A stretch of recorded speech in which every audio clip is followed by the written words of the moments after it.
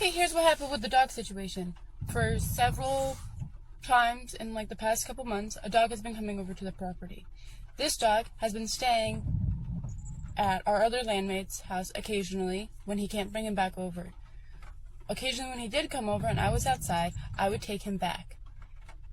Anya, with very little interaction with this dog, would be like, he's really pretty, he doesn't look like he's well loved, can we keep him? And I'd bring him back, and at one point I was like, the next time he comes over, when they come to get him, we can ask. He came over, we were hanging out with him. I asked our other landmate came over. She told me that he needs more love, and she wants to rehome him for them. I said, oh, Anya wants him, or Anya was thinking about taking him in. She said, cool, if he's going to be here, he's probably going to need to be tied up, because she didn't know Anya was living with me at that time. I said, okay. I went over to Anya. I said, hey, I think they want to rehome the dog. She said, okay. We left and we went dog food. We didn't communicate to Gio that we were for sure going to take the dog that day. We got back. I went to my landlord. I said, hey, Anya's living here now. I wanted to let you know.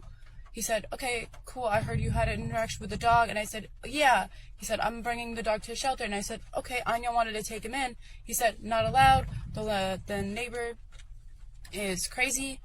And I don't want the dog here because I don't want to cause issues. I said, okay, that makes sense. The guy seems like a dick. So I went over to Anya. I said, hey, can't have the dog here.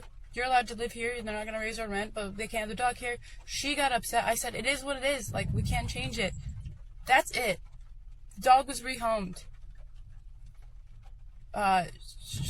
Yeah, I didn't know how the dog was being rehomed. I woke up at 4 a.m. to her screaming at me, telling me I needed to fix the problem, that we needed to be homeless for this dog after...